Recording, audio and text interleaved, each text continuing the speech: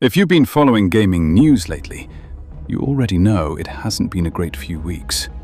But the PS5 price hike specifically, I think that one deserves more conversation than it's been getting. Because when you trace where it's actually coming from, it stops being a story about Sony making a bad decision and becomes something much bigger. We've spent the last few weeks on this channel talking about the game journalism problem, and that conversation is real, but some perspective. As problematic as game critics are, they represent one of the smallest problems in the hierarchy of what's actually going wrong right now. Because above them sits Sony. Above Sony sits the AI arms race, and above that sits a war in the Middle East. And all of it, every single layer, is landing on us.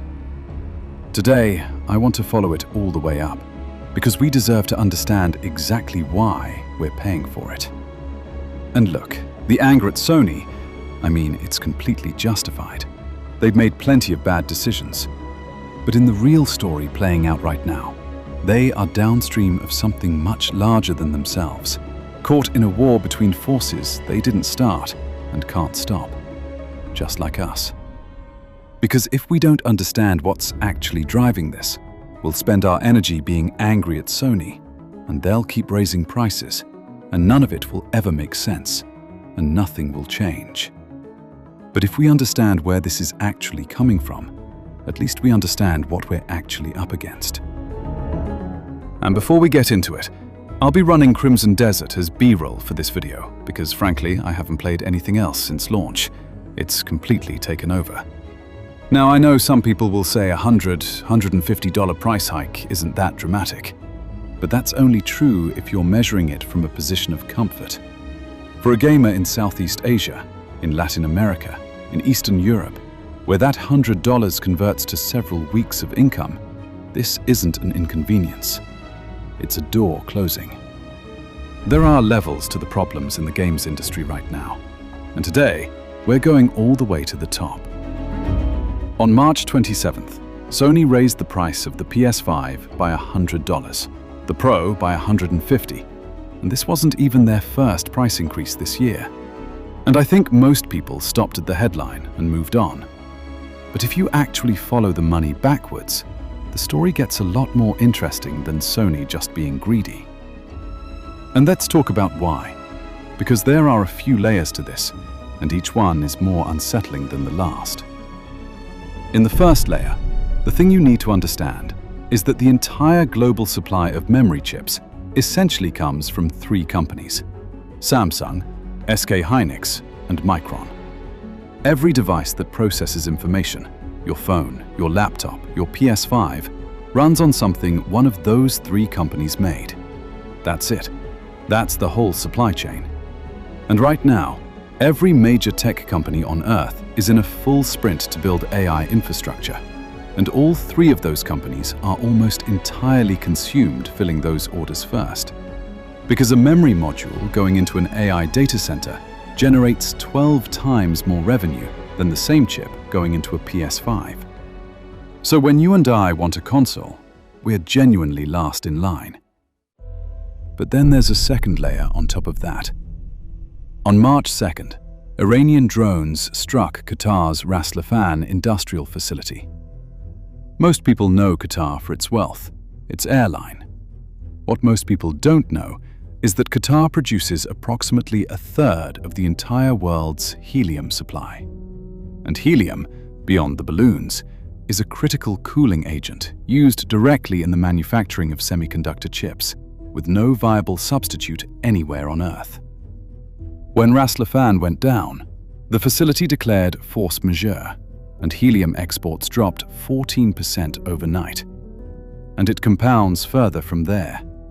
Samsung and SK Hynix, two of those three companies sitting at the top of the entire global memory supply chain, are South Korean. And South Korea's stock market collapsed 18% in 4 trading days when the conflict escalated. The worst financial shock that country has seen since 2008. Hundreds of billions in market value wiped out, because the market understood immediately exactly what a prolonged Middle East conflict means for the chip industry. And then there's a third layer that doesn't get talked about enough. Bromine, another essential material in memory modules and circuit boards, a significant portion of which comes from Israel and Jordan, both of which are active participants in this conflict.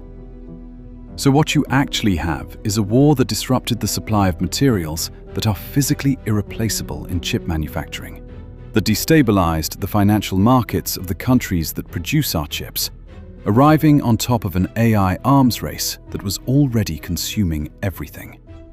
And 3 weeks later, Sony raised the price of the PS5. And none of us have any stakes in this fight. None of us have any meaningful control over its outcome.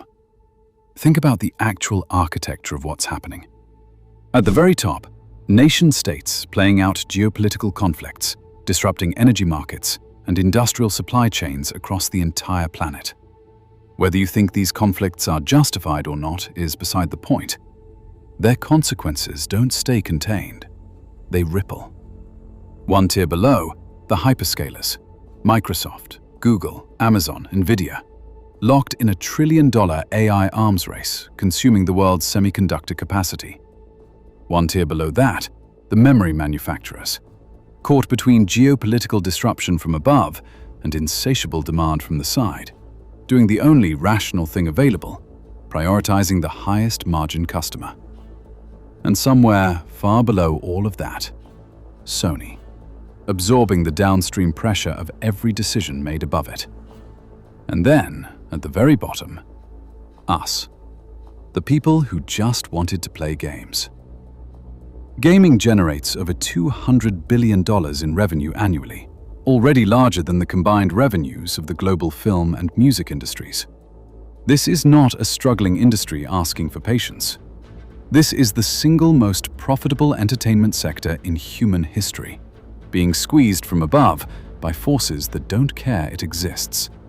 And the cost of that squeeze, as always, lands on the people at the bottom. Households earning over $100,000 a year now account for 53% of all gaming hardware purchases. In 2022, that figure was 40%. The door is closing, incrementally, one price increase at a time. We are not collateral damage by accident. We are collateral damage by design. Not malicious design, not a conspiracy, but a structural design in which ordinary people have no seat at any of the tables where these decisions get made. Nation-states go to war over energy and regional power. Hyperscalers race to build AI infrastructure worth trillions. Memory manufacturers follow the margin. And when the cost of all of that cascades down through the supply chain, it doesn't land on the executives. It doesn't land on the shareholders. It lands on us. The people who just wanted to play games. People at the top make the decisions. People at the bottom foot the bill. That's not a new story. That's the oldest story there is. What's new is that gaming, the one thing that was supposed to stay accessible, the one escape that scaled with ordinary people, is now part of it too. And that's worth understanding. And, as always, genuinely thank you to everyone who subscribed, donated, joined the membership and the Discord, and to everyone who's commented, liked, and shared. And a special thanks to the streamers who've been willing to react to the videos. I'm really humbled by all of it. Let me know if you want to see more gaming industry analysis like this, because I find this stuff fascinating, and I think we deserve to talk about it more. But that's it from me. Until the next one. Peace.